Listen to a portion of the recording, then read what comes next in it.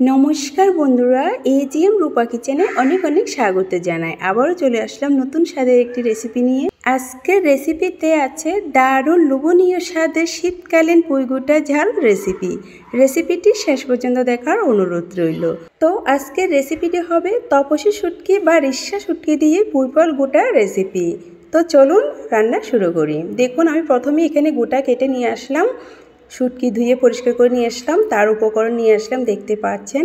এখন চলে আসলাম রান্নায়। প্রথমেই চুলায় পাত্র বসিয়ে দিলাম। এখন দিয়ে দিলাম তেল দিয়ে দিলাম একটা পেঁয়াজ কুচি হালকা কালার হয়ে আসলে দিয়ে দেব পুঁইগোটা। তো এই পুঁইগোটা ফল অনেকেই অনেকভাবে রান্না করে, আমি আজ কিভাবে রান্না করব সেটাই আপনাদের সাথে শেয়ার করছি।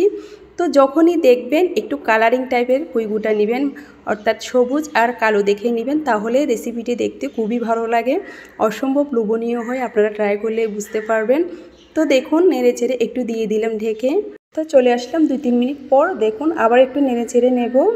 এখন মশলা অ্যাড করব। প্রথমেই দিয়ে দেব কাঁচামরিচ। এই পুঁইফল গোটা একটু ঝাল ঝাল হলেই ভালো লাগে, বাট আপনারা ঝালটা যার যার টেস্ট অনুযায়ী ব্যবহার করতে পারেন, কোনো সমস্যা নেই। তবে আমার মতে একটু ঝাল বেশি হলে খেতে ভালো লাগে বেশি। তো দিয়ে দিলাম 1 চামচ পেঁয়াজ বাটা, 1 চামচ আদা বাটা, 1 চামচ হলুদ গুঁড়ো, 1 চামচ মরিচ গুঁড়ো, আধা চামচ জিরে গুঁড়ো, আধা চামচ ধনিয়া গুঁড়ো, দিব পরিমাণ মতো লবণ। সব মশলা দেওয়া হয়ে গেলে ভালো করে কষিয়ে নেব।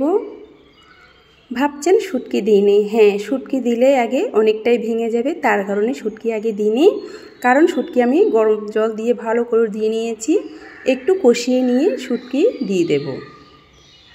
দেখুন, কষা হয়ে গেল। এই পর্যায়ে দিয়ে দেব শুটকি দিয়ে আবারও একটু ভালো করে কষিয়ে নেব। তো অনেকেই এই পুঁইফল গোটা খেতে চায় না, তাদের জন্য বলছি একই পদ্ধতিতে রান্না করবেন, আঙুল চেটে ফুটে খাবেন। তো কখন যে আপনার ভাতের থালা শেষ হয়ে গিয়েছে আপনার নিজেও বুঝতে পারবেন না। খুবই লোভনীয় হয়, এত সুস্বাদু হয়, আপনারা ট্রাই করলে বুঝতে পারবেন যে এর স্বাদ কী। তো দিয়ে দিলাম 1 কাপ পরিমাণে জল। এই রেসিপিটি রান্না হতে বেশি সময় লাগে না, খুব কম সময়ে রান্নাটা হয়ে যায়। একটু দিয়ে দিলাম ঢেকে। চলে আসলাম 2-3 মিনিট পর। দেখুন, ফুটে উঠলো। তবে রেসিপিটি হবে একদম মাখা, বেশি জল দিলে ভালো লাগবে না খেতে। একই পদ্ধতিতে আপনারা ট্রাই করে দেখবেন, আশা করি ভালো লাগবে। আবার একটু নেড়েচেড়ে দিয়ে দিলাম ঢেকে। চলে আসলাম 2-3 মিনিট পর। এই পর্যায়ে দিয়ে দেব একটি টমেটো কুচি। এটা পুরোটাই অপশনাল, আপনারা চাইলে দিতে পারেন, না চাইলে না দিতেও পারেন। তো দিয়ে আবার একটু নেড়েচেড়ে দেব। দেখুন, তো কালারিং গোটা নেওয়ার কারণ হলো এই যে দেখতে পাচ্ছেন আপনারা, কালারটা অনেক লোভনীয় আসলো। কালারটা দেখতেও খুব ভালো লাগতেছে, যেহেতু 2 রকমের গোটা। আবারও একটু দিয়ে দিলাম ঢেকে। ভাববেন আমি এতবার ঢেকে রান্না করছি কেন? হ্যাঁ, পুঁই ডাঁটা একটু শক্ত থাকে, তার জন্য একটু ঢেকে রান্না, না হলে আর কিছুই নয়। আপনারা চাইলে না দিতেও পারেন। একটু ঢেকে রান্না করলে আপনার রান্নাটা খুব সহজ হবে, খুবই তাড়াতাড়ি হয়ে যাবে, তার জন্যই বলছি। দেখুন, আবার একটু নেড়েচেড়ে দিলাম। এখন দিয়ে দেব ধনিয়া পাতা। শীতকালীন শুটকির রেসিপি মানেই ধনিয়া পাতা, বাট আপনাদের কেমন লাগে সেটা অবশ্যই কমেন্টসে জানাবেন। আমার তো খুবই প্রিয়।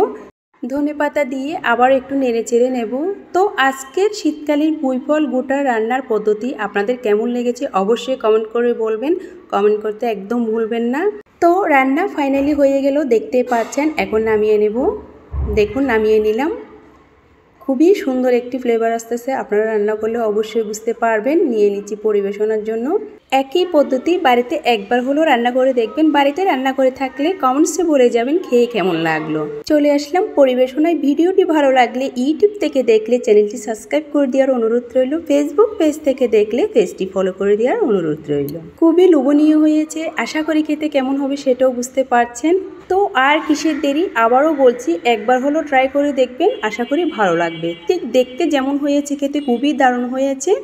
রেসিপিটি মন ছুঁয়ে থাকলে একটি লাইক, একটি শেয়ার করবেন। এইরকম আর নিত্য নতুন ভিডিও পেতে আমার চ্যানেলটি লাইক, কমেন্ট, শেয়ার করে পাশে থাকবেন। আজ এই পর্যন্ত, পরের ভিডিও পেতে সাথে থাকুন। সকলেই ভালো থাকুন, সুস্থ থাকুন। নতুন রেসিপি পেতে এজিএম রূপা কিচেনের সাথে থাকুন। ধন্যবাদ।